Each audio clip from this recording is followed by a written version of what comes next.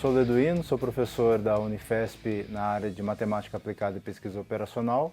E aqui nós estamos no laboratório chamado MEMO, Modelos e Métodos de Otimização. Então esse laboratório ele atende principalmente aos alunos de pós-graduação, mestrado e doutorado em Matemática e em Pesquisa Operacional da Unifesp do ITA, bem como alunos de iniciação científica que trabalham em projetos orientados nessa área. Então nós temos 5 professores e aí diversos alunos, 12 a 15 alunos trabalhando aqui no laboratório. Nossa área é desenvolvimento de modelos matemáticos para encontrar a melhor solução ou uma solução desejada para algum problema da sociedade. Então, trabalhamos aí em diversas áreas. Por exemplo, recentemente nós temos um aluno que trabalha com localização ótima de pluviômetros para prever alagamentos em grandes cidades como São Paulo. Então ele pegou os dados históricos de alagamentos em São Paulo e colocou, dado que, digamos, a prefeitura tem recursos para instalar, por exemplo, 10 pluviômetros, onde seriam os melhores locais para instalar esses pluviômetros de maneira a partir do momento que começa a chover, detectar um alagamento o mais rápido possível para desviar o trânsito ou para evitar tragédias. Então esse é um exemplo.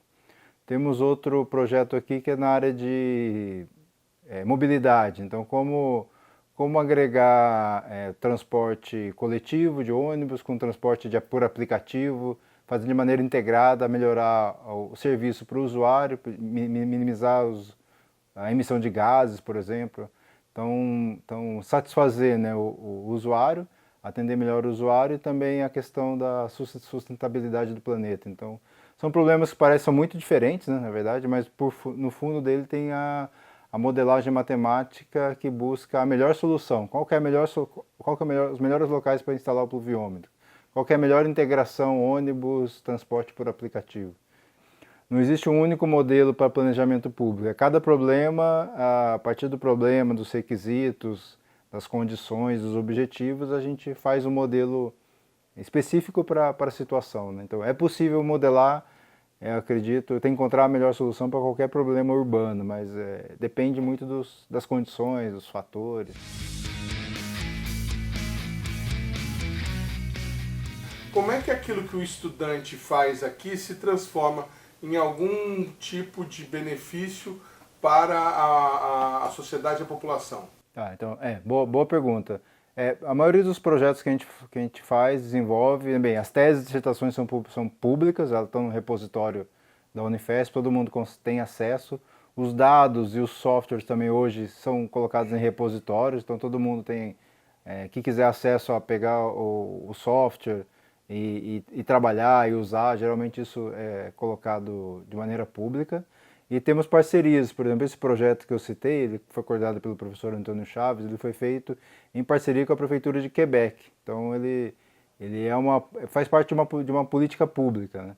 E nós estamos agora, o professor estamos conversando aqui com o Parque Tecnológico também, para a gente tentar fazer o mesmo aqui em São José dos Campos. Então o benefício para a população é imediato, seria a consequência imediata do projeto é a melhoria do transporte público, que é uma necessidade importante. Nesse caso, por exemplo.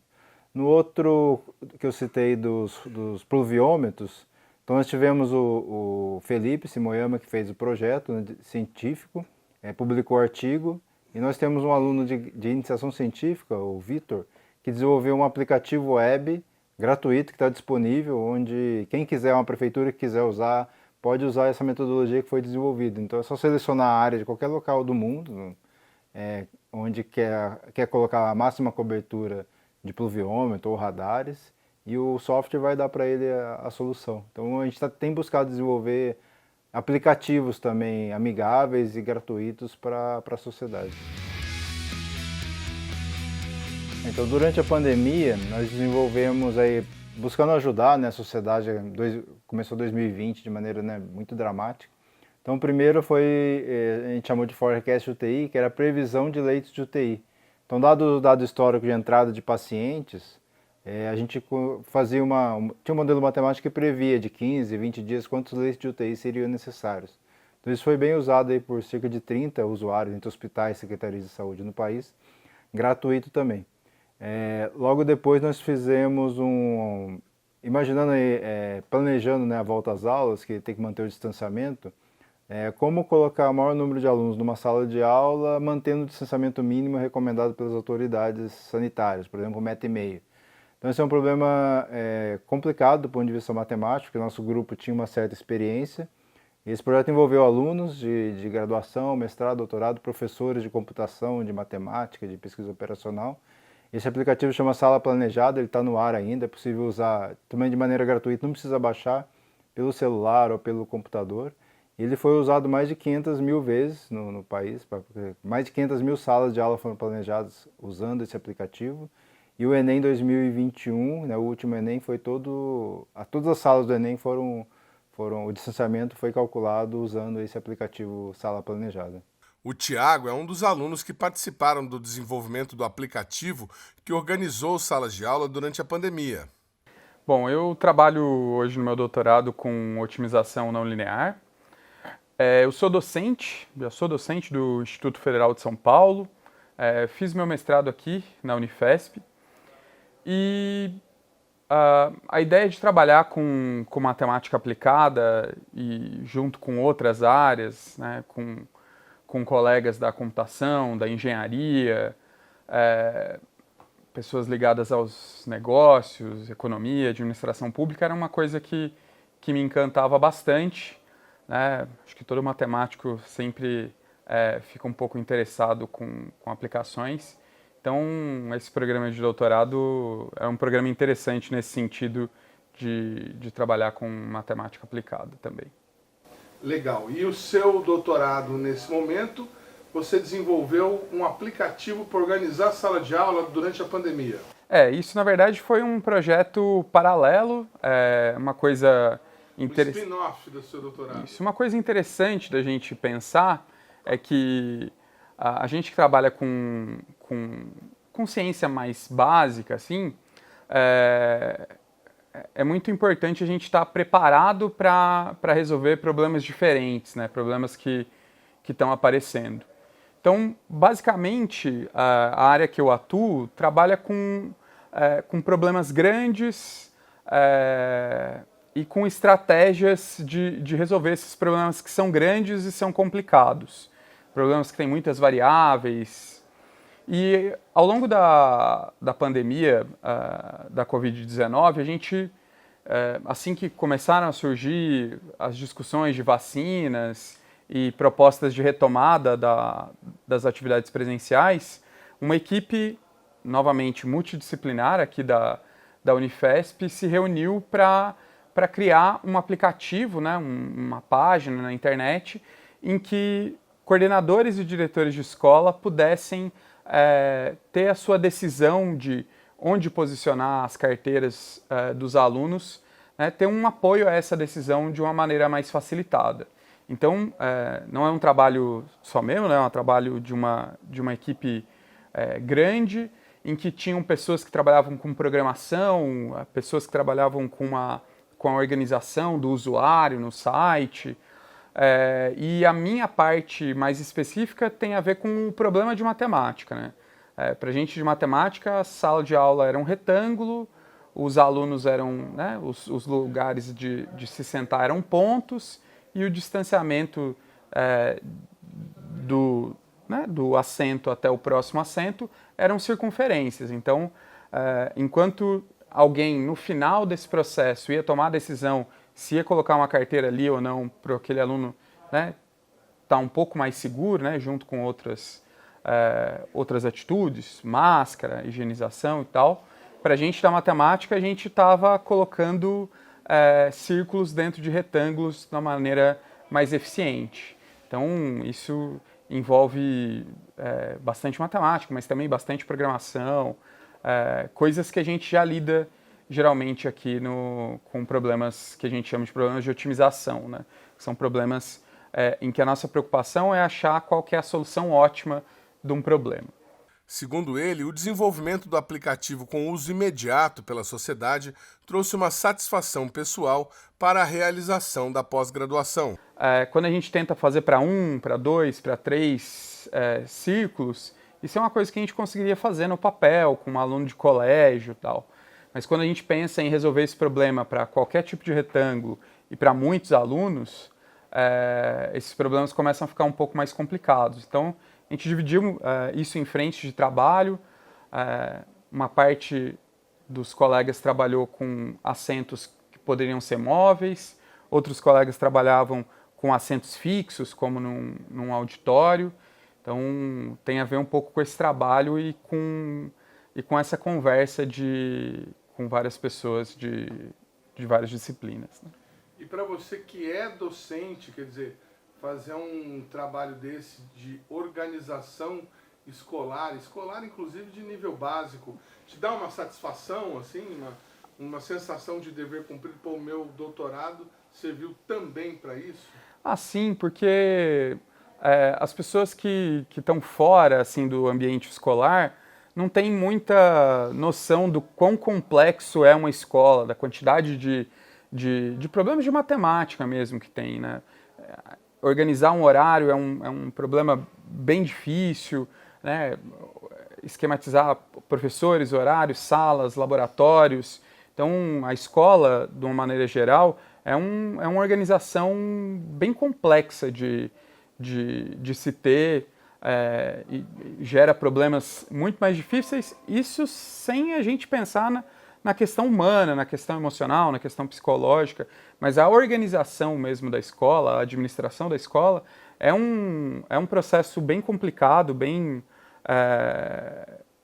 difícil e que tem muitas coisas que podem ser estudadas. Então, a gente ter as coisas que a gente estuda aqui diretamente aplicadas são interessantes. Inclusive, a organização do Enem utilizou o nosso aplicativo para gerar mapas de salas.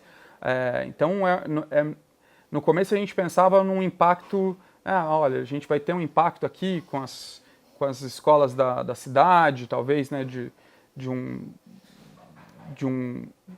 uma área mais próxima, mas depois que o pessoal do INEP nos procurou e também usou a nossa tecnologia para conseguir gerar os layouts de salas e conseguir aplicar o Enem daquele ano com um pouco mais de segurança e tal.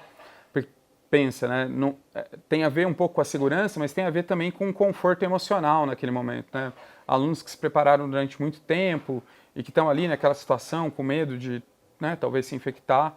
Então, transmitir uma sensação de segurança também é importante nessa receptividade emocional das pessoas, né? Os alunos e os projetos desenvolvidos no Laboratório MEMO de São José dos Campos foram destaque, inclusive, no Cinemac 2022, o Congresso Nacional de Matemática Aplicada Computacional, realizado na cidade de Campinas.